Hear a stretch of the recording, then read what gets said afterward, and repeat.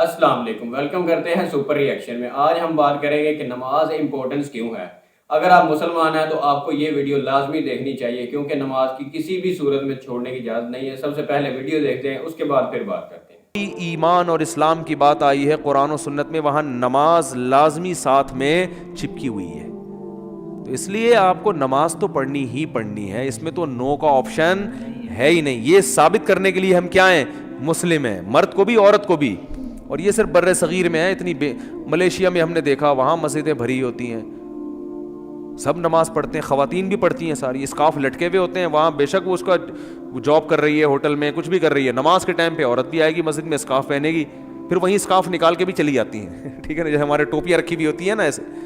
افغانستان میں سب نماز پڑھتے ہیں، سعودی عرب میں سب نماز پڑھتے ہیں، دبئی میں عرب کے کیسے کیسے عیاش ہیں، نماز کے ٹائم پہ سارے ایسے لگے گا جیسے ان سے بڑا نیک دنیا میں کوئی ہے ہی نہیں۔ تو اس لیے امام احمد ابن حنبل جو بہت بڑے مجتہد ہیں، ان کا یہ فتویٰ ہے کہ ایک نماز بھی جو جان بوجھ کر چھوڑ دے گا اسلام سے خارج ہو جائے گا۔ اگرچہ جمہور کا یہ فتویٰ ہے کہ خارج نہیں ہوتا، کفر کے قریب ہو جاتا ہے وہ، لیکن امام احمد بن حنبل کی کوئی کم حیثیت تو نہیں ہے نا۔ سعودی عرب میں انہی کو فالو کیا جاتا ہے، شیخ بن باز، شیخ صالح العثیمین سعودیہ کے مفتی اعظم رہے ہیں۔ آج ہم نے دیکھا ہے مسجدوں کے 7 گھر ہیں، نماز کے لیے نہیں آ رہے، اور سفر میں تو نمازیوں کو دیکھا ہے نمازیں چھوڑتے ہوئے۔ ذرا آج کل پیپر ہے تو یہ چھوڑ دو نماز، بھائی پیپر میں نماز چھوڑنا کہاں سے جائز ہو گیا؟ ہونا ضروری ہے نا۔ انتہائی آخری درجہ یہ ہے کوئی مصلی رکھو اپنے ساتھ تاکہ جگہ پاک ہو۔ یہ ایسا نہیں کہ واش روم میں نماز پڑھنا شروع کر دیں، حرام ہے، ناجائز ہے واش روم میں نماز پڑھنا، لیکن اگر کوئی صورت نہیں بنتی، کچھ بھی نہیں ہے، جائے نماز لے جاؤ بھائی چھپ کے، جہاں نہاتے ہیں نا جس جگہ پہ، اس جگہ مصلی بچھا کے نماز پڑھ لو۔ ٹرینوں میں نماز نہیں چھوڑ سکتے آپ۔ میں تو کوئی زیادہ نیک آدمی نہیں ہوں، لیکن ایک دو واقعات میں لوگوں کو صرف موٹیویٹ کرنے کے لیے۔ ایک دفعہ ہم بھاولپور سے چڑھے ٹرین میں، جب میں ٹرین میں چڑھا ہوں بھاولپور سے تو فجر کی نماز کا ٹائم ہو رہا تھا، اور رش اتنا تھا، حاجیوں کی اس وقت فلائٹیں بہت جاری تھی، کراچی سے ہی جاتی تھیں، ملتان کا ایئرپورٹ نہیں بنا تھا اس وقت، تو اتنا رش تھا کہ جیسے ہی ہم ٹرین میں چڑھے ہیں تو اب پتہ چل گیا کہ بس ایسے بالکل سیدھے، جگہ ہی نہیں، رش اتنا زیادہ۔ اب فجر کی نماز وضو میں نے پہلے کر لیا تھا احتیاطاً، تو اب وہاں میں نے کہا بھائی نماز پڑھنی ہے، لوگوں نے کہا یہاں جگہ نظر آ رہی ہے، صوفی صاحب، لوگ پھر تانے دینا شروع کر دیا، صوفی نظر نہیں آ رہا ہے، یہاں کوئی نماز پڑھے گا، پاگل ہو رہا ہے۔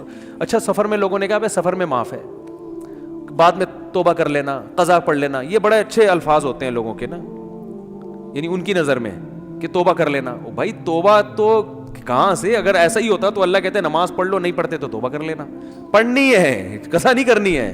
ان الصلاۃ کانت علی المؤمنین کتابا موقوتا، اگر نماز چھوڑنے کی میرے بھائی کہیں گنجائش ہوتی تو میدان جنگ میں لڑتے ہوئے جب گولوں کی گھن گرج اور تلواروں کی چمک ہو، اس میں اللہ اجازت دے دے گا قضا کر لو، وہاں اجازت نہیں دی ہے۔ اللہ نے فرمایا نہیں کوئی صورت بنتی، سواری پہ بیٹھو، گھوڑے کا جہاں رخ ہے اسی طرف رخ کر کے نماز پڑھو، وہاں اجازت نہیں دی۔ اور آگے اللہ نے اس کی وجہ بیان کی ہے کہ میں اس لیے کہہ رہا ہوں یہاں پڑھنی ہے کہ نماز صرف پڑھنے کا حکم نہیں ہے، ان الصلاۃ کانت علی المؤمنین کتابا موقوتا، نماز مومنین پر مقررہ اوقات میں فرض ہے۔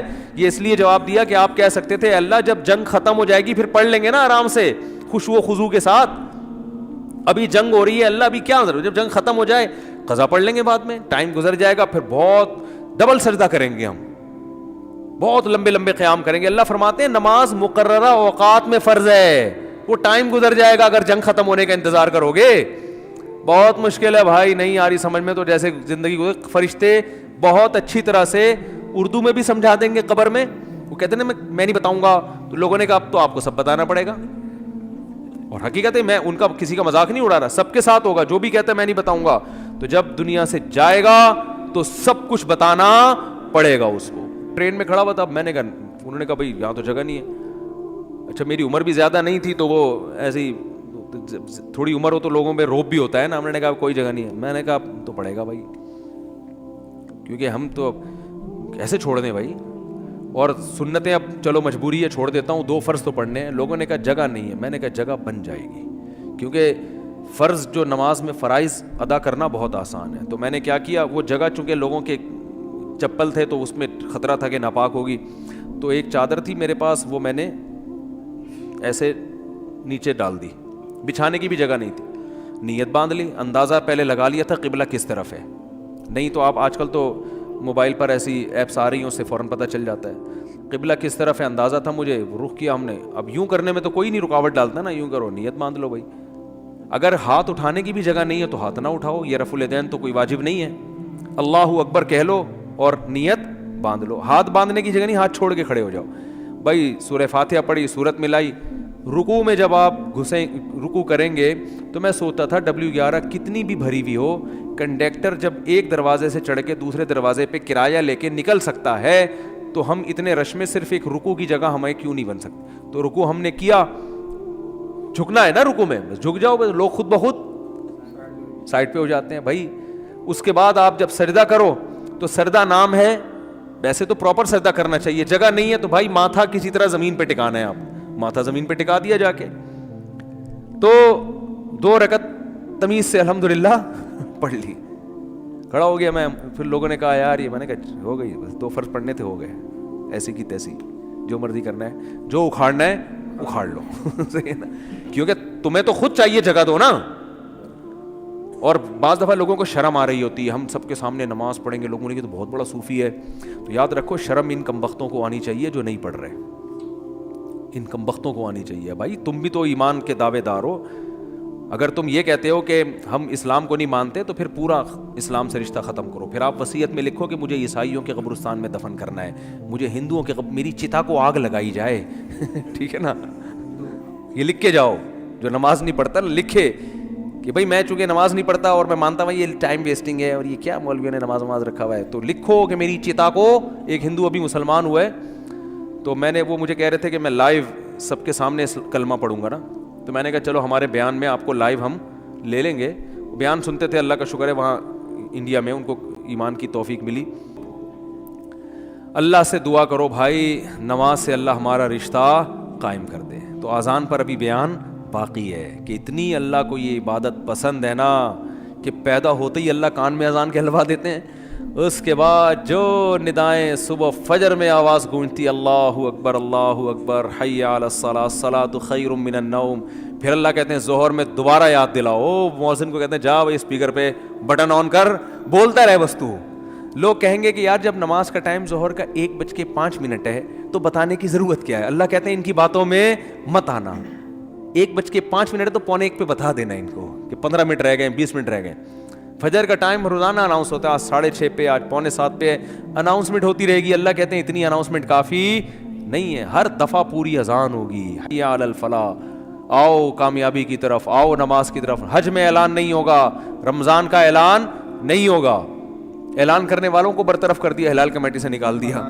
ٹھیک ہے نا, نماز کا ہر دفعہ اعلان ہوگا. اور اتنی اذانیں ہوتی ہیں نا پوری دنیا میں کہ 1 سیکنڈ کے لیے بھی دنیا اذان سے خالی نہیں ہوتی. کمپلیٹ دعوت ہے. اب آپ اخپل طریقے سے مائک بھونپو ہاتھ میں لے کے لوگوں بلانے, جیسے بعض جگہوں پہ ہم نے دیکھا مسجدوں میں اذان ہو جاتی ہے, پھر ایک اردو میں اذان شروع ہو جاتی ہے, حضرات اذان ہو گئی ہے, مسجد میں اتنے بجے ٹائم ہے, آپ کو بتایا آپ آ جائیں, مرنا ہے ایک دن اٹھنا ہے, وہ پورا پروگرام شروع ہو جاتا ہے نا.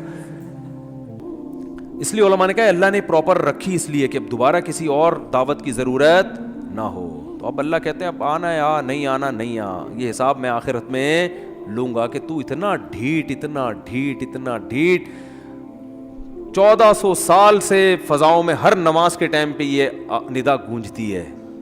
نہ سردیوں میں اس میں ناغا ہوتا ہے, نہ گرمیوں میں ناغا ہوتا ہے, نہ راتیں لمبی ہوں تو ناغا, نہ راتیں چھوٹی ہوں. حتیٰ کہ سفر میں بھی اذان کا حکم ہے, اذان کہو. پھر جنگل میں اکیلے نماز پڑھ رہے ہو, اذان کہو. یہ ایسی اللہ کو ندا پسند ہے بھائی, یاد دہانی لازمی کراؤ. تو اس لیے بھائی یہ بار بار دعوت, اذان کی اہمیت نہیں پتہ چلتی, اس سے نماز کی اہمیت پتہ چلتی ہے. تو عزم کرو زندگی میں کچھ بھی ہو جائے نماز قضا نہیں کرنی. جو جماعت کی نماز کے عادی نہیں ہے وہ کم از کم اتنا کر لیں کہ پہلا اسٹیپ یہ ہے کہ قضا نہیں ہونے دینا کسی صورت میں. پھر اگلا اسٹیپ کیا ہے, جماعت نہیں چھوڑنی کسی صورت میں. وہ جماعت اصل تو نماز ہے ہی جماعت, اور اگر کبھی چھوٹ جائے نا تو توبہ کرنی ہے اور اس کو قضا کر کے اگلی پڑھنی ہے. پہلے اس کی قضا پڑھنی ہے پھر اگلی, اور کچھ جرمانہ بھی رکھیں اپنے اوپر. سمجھتے ہو کہ نہیں سمجھتے اللہ تعالیٰ. تو جی آپ نے جیسا کہ دیکھا یہ ویڈیو مفتی صاحب کی بہت ہی انٹرسٹنگ ویڈیو تھی نماز کے حوالے سے, اب اس میں انہوں نے ایک بات بتائی جو کہ سفر کے دوران انہوں نے نماز نہیں چھوڑی، کیونکہ یہ بہت بڑی بات ہے کہ بس کے اندر وہ سفر کر رہے ہیں پھر بھی نماز نہیں چھوڑ رہے۔ اس سے ہمیں کیا پتہ چلتا ہے کہ نماز کی کسی بھی صورت میں اجازت نہیں ہے، آپ نہیں چھوڑ سکتے۔